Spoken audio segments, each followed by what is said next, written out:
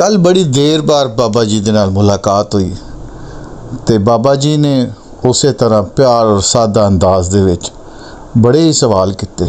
फुल्लां दीयां पत्तियां दी तरतीब कदी गिनी है? पानी दे कतरे दी शक्ल, समुंदर दी चल या दरिया दे अंदर पैदा होने वाला गर्दाब, हवा दा तूफान इंज क्यों है? फिर बाबा जी कहन लगे, मैनू ये दस, ए सूरज दे गिरद सियारे क्यों घूमते ने? इन्हां सियारियां नाल बनन वाला कहकशावां दा एक निज़ाम इस सिप्पी वांगू क्यों घूमदा नज़र आंदा है? ए मुसलमान अपने आप नूं अपनी मस्ती नूं गुम करके जेरे अंदाज च घूमदा है जूमदा है, ये की है? ते ए जेरे ईमान वाले ने ये रब्बे काबा दे इर्द गिर्द घूमते ने, ये की है? बाबा जी कहन लगे, पुत्तर एक ईमान ते इश्क दी अख है, एक यकीन दी अख है। ए जेरे ईमान वाले ने ये इश्क दी अख दे उत्ते नज़र रखते हैं तो जो उन्हों का इश्क कहता है उधर नूं तुरे जाते हैं। ये पैगंबर ते सूफिया दा ते ईमान वालियां दा रस्ता है कि वो अपने किसी भी रब दे हुक्म दे अगे सिर नहीं चुकते, जो उन्होंने राह मिलता है सिर सुट के तुरे जाते हैं। ते दूजे ए दुनियावी लोग जेरे दुनिया दे अंदर रब नूं ते मानते ने लेकिन रब दी नहीं मानते। गल इस तरह है कि पूरी दुनिया दे अंदर रब नूं मनण वालियां दो कौमां ने, एक इश्क दे नाल मनण वाले ते एक यकीन दे नाल मनण वाले। इश्क दे नाल मनण वालियां लई कोई भी सबूत नहीं चाहिदा कि रब है, बस उन्हां दे महबूब ने कहता रब है तो वह कहंदे रब है ने।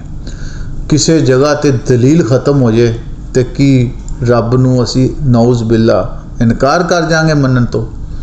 ते जेरे यकीन दी अख नाल दुनियावी लोग ने, पूरे दूसरे मज़ाहिब रब नूं ते मानते हैं ना, लेकिन यकीन दी अख नाल मानते हैं। अगली जेरी गल है वो इन्हां ईमान वालियां तो तुरी है कि अपनी हस्ती दी नफ़ी कर देना, अपनी ज़ात नूं मिटा देना, वो ज़ीरो कर देना और एक दे अगे खड़े हो जाना। एक रब्बुल आलमीन तमाम जहाना और कायनात दा पालन वाला, ते जिन्हों तुसी अपनी हस्ती नूं रब दे अगे सिलेंडर कर देंदे हो ते रब दुनिया दियां तमाम नेमतां ते तमाम अख्तियारात तुहाडे अगे रख दिंदा है और उन्हां दा इख्तियारात तुहानूं दे दिंदा है। लेकिन वो जेरे बंदे हुंदे ने वो रब दे दिते हुए इख्तियारात नूं रब दे अगे सिलेंडर करते हुए फिर रब दी रहमतां ते रब दियां नेमतां दा शुक्र अदा करते हैं। ते ए जेरे दूसरे ने दुनियावी लोग ये रब दियां ताकतां नूं रब दी रहमत समझते हुए उहदे च इजाफा करते हैं। एक मुल्क दूजे मुल्क ते तरक्की करने वास्ते हमला करता है और ते कब्जा करता है, ते रब वाले इंज नहीं करते। बहरहाल असी अज दी गल करनी है अपनी ज़ात नूं नफ़ी करन दा जिहड़ा फार्मूला सी औलिया अल्लाह सूफियां ते ईमान वालियां दा ते पैगंबरां दा सी, अपनी हस्ती नूं ज़ीरो कर देना। ए ज़ीरो ते एक दी कार्रवाई है सारी दुनिया दे अंदर, इस तो ही सारियां चीज़ां चलियां ने। मैं तैनूं अगे समझावांगा। ए तू अक्सर नाम सुनिया होएगा अल बैरूनी, अबू रेहान अल बैरूनी। इन्हें दुनिया का नक्शा बनाया, ਉਹਦੀ पैमाइश कड्डी अज तो तकरीबन 1000 साल पहले। कोई कैलकुलेटर नहीं सी है, केरी ताकत सी, और रब ने उन्होंने रास्ते दे दिते। सिर्फ एक छोटी जिनी टहनी के परछावें तो उन्हें सारा मसला कढ़ दिता। उस तो बाद मुहम्मद इब्ने मूसा अल ख्वाज़मी उन्हें मुख्तलिफ तहजीबां दे उत्ते तहकीकां दे उत्ते काम करके नबी करीम सल्लल्लाहु अलैहि वसल्लम तो पहले भी तो अंबिया आए सी ना, तो उन्हां दे नाल भी तो ईमान वाले तो सूफी बुजुर्ग नेक बंदे सी ना, जेरे रब दे दिते हुए अहकामात ते अमल करते सी और दुनिया की भलाई वास्ते पूरे मतलब सोचते सी। तो यूनान, ग्रीक, हिंदुस्तान की पूरी दुनिया के फिलासफरां नूं उन्होंने पढ़िया, तो वो एक ऐसी चीज़ के उत्ते आ गए जिहड़ा अज दा साडी गल करन दा मकसद है। ए ਜਦੋਂ ਤੁਸੀਂ जाओ एक खास पैटर्न ते पूरी कायनात तरतीब दी गई है उन्होंने दे कोल। असी तो समझते हैं कुन फयकून दा हुक्म है और रब के हुक्म के अगे किहड़ी चीज़ चलने वाली है। रब तो वड्डा कौन इंजीनियर है, कौन साइंसदान है, ये सब चीज़ां रब दियां ने। लेकिन एक खास तरतीब ने उन्हां लोगों नूं रब वल रजू करन वास्ते मौका दिता। असीं इन्हां तरतीबां दे पाबंद नहीं है। ਇਹ फुल्लां दे पैटर्न लै ला, ਇਹ फुल्लां दीयां पत्तियां ਇਹ ਜਾਂ 3 होणगियां, 5 होणगियां, 8 होणगियां, ये इस तरह सीक्वेंस वाइज उत्ते नूं जांदियां ने। दूजे बन्ने इन्हां फुल्लां दीयां पत्तियां नूं जिन्हों तू देखेगा, ये जिन्हों बाहर नूं खिलदियां ने, इन्हां दे अंदर एक करब बनदी है। ये करब कित्थों आई है, ये फुल्लां दी पत्तियां दी तरतीब कित्थों आई है। तू इनू भी छड्ड, वो फना होने वाली गल ते आ जाए। ए बीज नूं मिट्टी च जिन्हों डबो दिंदा है तो बीज खत्म हो जाता है। वो बीज जिन्हों बाहर निकलदा है तो एक तना ते 2 पत्ते, फिर उहदी हर शाख नूं 2-2 करके वो पत्ते वधदे ने। इस तो अगे आ जा, ए पानी दे कतरे दा डिज़ाइन देख। ए डिज़ाइन इंज जिवें उल्टी कौन नहीं कीती हुंदी, भंवर दा डिज़ाइन है। भंवर लै ला, समुद्रां दरियावां दे अंदर ਇਹ ਜਿਹੜੇ पानी का भंवर बनता है। होर अगे चलना ही तो यह समुद्रां दीयां लहरां दी डिज़ाइन देख। यह लहर जिवें करब चुटदी है, यह करब ते फुल दी पत्ती इक्को जिक्कियां ने। ये करब कित्थों आई है। होर अगे चलना ही तो आ जा, बंद गोभी नूं खोल ला, अनानास नूं देख ला, या फिर यह जिहड़ा है ना अपना नटशल, इन्हां दे पैटर्न देख ला। ये 8 ते 13 दे नाल मिलते हैं, सीधे और पुठे डिज़ाइन। ये देखी, ये तहकीक करी अपने तौर पर। ये उस वक्त के उलमा ते सूफी ते बुजुर्गों ने कढ़े ने जिहड़े रब रब करते सी। अज दे ए नंगम पंगम फकीर नहीं, वो रब की रज़ा वास्ते रब की दुनिया के उत्ते तहकीक करते सी। होर अगे आ जा, कदी भी प्लाट लैन जाएगा तो तेनू मुस्ततील च प्लाट मिलेगा रैक्टेंगल दे विच। ए कार नू देख ला, बस नू देख ला, ट्रक नू देख ला, एक साइड तो देखेगा रैक्टेंगल आ, टीवी रैक्टेंगल तेन नज़र आएगा, LCD मोबाइल की रैक्टेंगल नज़र आएगी, लैपटॉप तेन रैक्टेंगल च नज़र आएगा। क्यों? ये उत्ते कभी सोचिया? इस तो अगे आ जा, पानी दे अंदर सिप्पी हुंदी है, ये तेनू एक खास डिज़ाइन च नज़र आएगी। वो जिहड़े डिज़ाइन ने ये उही करब है जिहड़ी समुद्र की चलती भी सीगी, फुल्लां दी पत्तियां दी भी सीगी, और उही आसमानां उत्ते कहकशावां दी भी है। यह जिहड़ा एटम का चक्कर है ये भी तेनू उस डिज़ाइन च नज़र आएगा। यह जिहड़ी जिंदगी का मदार है दुनिया का, सूरज के सोलर सिस्टम का, ये भी तेनू उस पैटर्न च नज़र आएगा। इंसान के DNA का डिज़ाइन भी उही है। तेरे चेहरे की शक्ल के डिज़ाइन के उत्ते आने वाला फार्मूला भी उही है। तेरियां अखां के डिज़ाइन की करब, तेरी उत्ते परवटियां के डिज़ाइन का करब, तेरे नक, तेरे होंठ, तेरे दंद, ये सारे एक खास पैटर्न ते ने। या एक करब दे विच ने, या ये मुस्ततील ने, चौरस नहीं है। फिर इन्हां दे विच जिहड़ी रेशो है, जिन्हों मैं तेनों दस्सिया ना गोल्डन रेशो जिन्हों कहा जाता है, 1.618 समथिंग,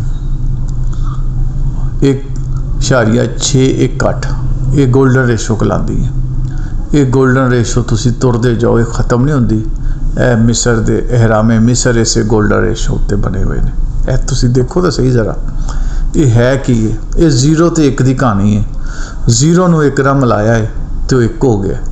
0 कौन सी? इंसान की ज़ात सी, या कोई भी ज़ात जिन्हें अपने आप को अपने रब अगे नफी करवाता, अपने रब अगे सिलेंडर कर दिता। तो फिर वो वधन का अंदाज यह है कि ना मुक्कन वाली कहानी है। अज की जदीद दौर दे विच खाना काबा की पमाइशां लितियां गई ने तूल और अर्ज दे नाल, उत्थे भी यही रेशो लगी। ए तेरे हाथ दे पोटियां की पमैश, उंगलियां की पमैश, ईवन के तेरे बाजू की पमैश, तेरी बॉडी की पमैश, ये सारी इसे गोल्डन रेशो उत्ते आ।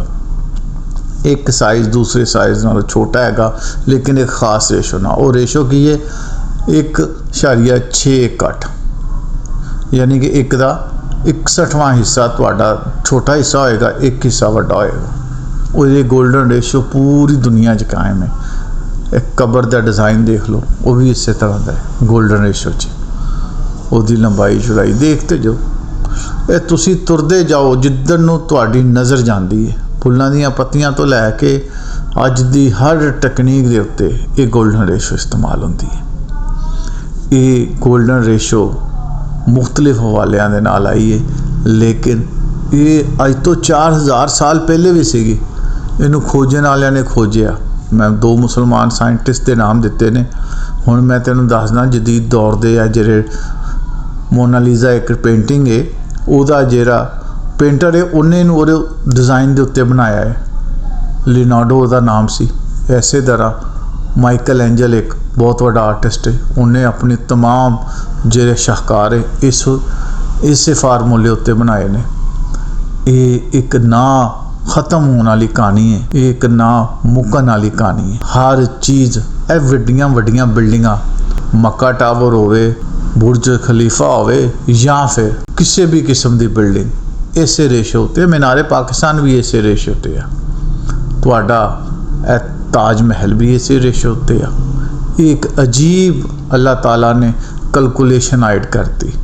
दुनिया दा सूरज दे नाल फासला, सूरज दा अगों अपने कहकशां दे नाल फासला इसे रेशो उत्ते आ। लेकिन ये अकलमंदां वास्ते आ, ये समझण वालियां वास्ते आ। रब दे मनण वाले जिवें मैं तुहानूं दस्सिया है, एक इश्क दी अख दे नाल मंनदे ने ते दूजे यकीन दी अख नाल, ते बाजी इश्क दी अखां वालियां ने लित्ती है। उन्हां ने गोल्डन रेशो बनाई है। फिर अकल दी अख ना देखण वाले ਜਿਹੜੇ मौजूदा दौर ਦੇ ਵੱਡੇ ਸਾਇੰਟਿਸਟ ਨੇ, ਉਹਨਾਂ ਨੇ ਇਹਨੂੰ ਸਾਬਤ ਕੀਤਾ ਹੈ। लेकिन ਇਹਦਾ ਤਾਲੁਕ ਯਕੀਨੀ ਤੌਰ ਤੇ ਅੱਲਾ ਨੇ ਕਾਇਨਾਤ ਨੂੰ ਬਣਾਇਆ ਹੈ ਔਰ ਉਹਦਾ ਤਾਲੁਕ ਤੇ ਰੱਬ ਦੇ ਨਾਲ ਹੈ। ਲੇਕਿਨ ਇਹਨੂੰ ਅਸੀਂ ਇੰਜ ਨਹੀਂ ਕਹਿ ਸਕਦੇ ਕਿ ਇਹ ਕੋਈ ਖਾਸ ਐਸਾ ਨੰਬਰ ਹੈ। ਇਹ ਨੰਬਰ ਜ਼ਰੂਰ ਰੱਬ ਨੇ ਦੇ ਦਿੱਤਾ ਤੁਹਾਡੀ ਸੋਚ ਨੂੰ ਹੈਰਾਨ ਕਰਨ ਵਾਸਤੇ। अपनी निशानियां चो रब ने एक निशानी तुहाडे अगे आ कीती है। ए गोल्डन रेशो फैबोनाची सीक्वेंस भी कहलांदी है।